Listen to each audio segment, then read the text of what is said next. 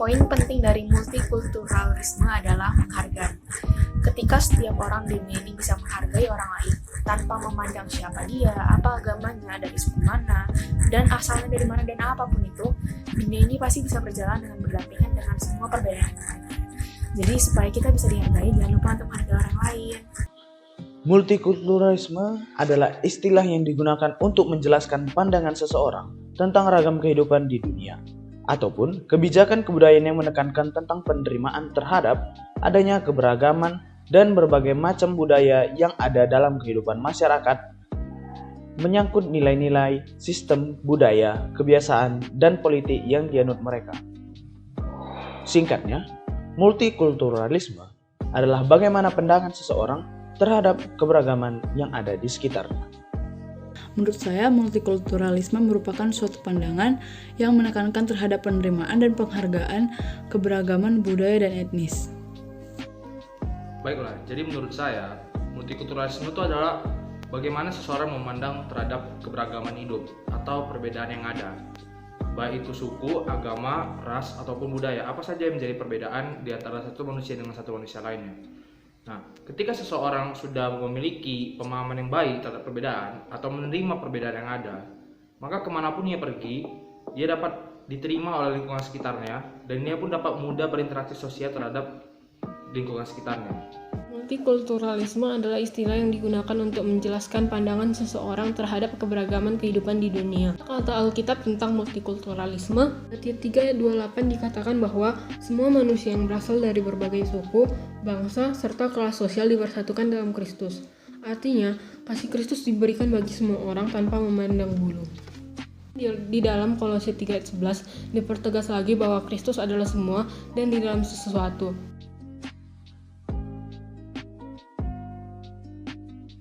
Berjarak dekat dengan masjid hanya 4-6 rumah dari rumah saya. Jadi kalau misalnya itu lagi malam takbiran atau lagi maghrib, itu pasti kedengaran di rumah.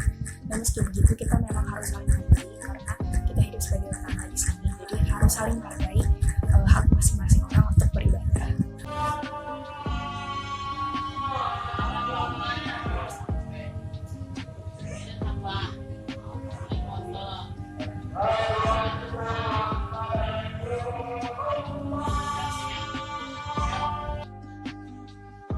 Contoh keberagaman yang ada di daerah saya adalah rumah saya sendiri.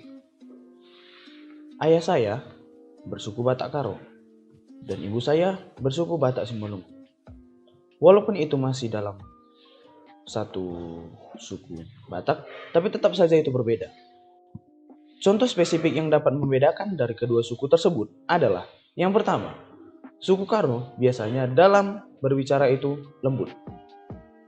Dan suku Batak biasanya agak sedikit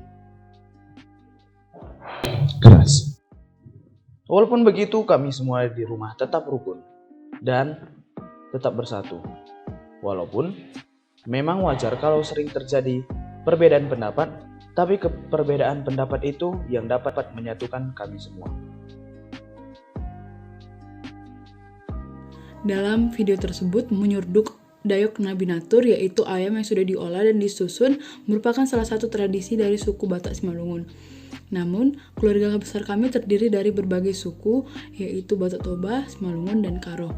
Namun, dalam perbedaan tersebut, kami bisa saling menerima dan menghargai tradisi satu dengan yang lain. Jadi ini adalah daerah sekitar tempat tinggalku. Ya, bisa dilihat lah di sini bahwa memang cukup multikultural, meskipun mayoritas sebagian besarnya itu adalah yang beragama Islam, tapi di sini tetap rukun dan seperti ya selama saya di sini tidak pernah terjadi demo-demo tentang agama atau suku sekalipun seperti yang mungkin biasa dipikirkan tentang perbedaan di Indonesia. Jadi inilah kondisi ada di sekitar daerah tempat tinggal saya.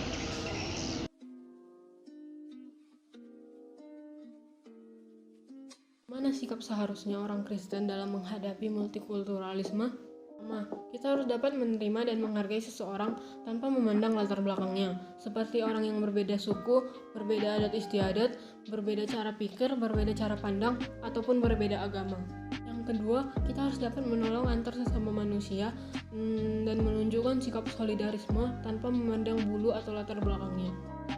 Yang ketiga, kita tidak boleh memandang remeh orang yang berbeda budaya, suku, adat istiadat, cara berpikir, kebiasaan, ataupun kepercayaan terhadap kita. Keempat, kita harus tetap berpikir positif terhadap semua orang, tetapi kita harus tetap kritis terhadap peristiwa-peristiwa yang memang melanggar ajaran, peraturan, ataupun norma setempat. Kelima, kita harus mengasihi semua orang tanpa memandang latar belakang, dan kita harus menjadikan kasih sebagai pedoman hidup kita.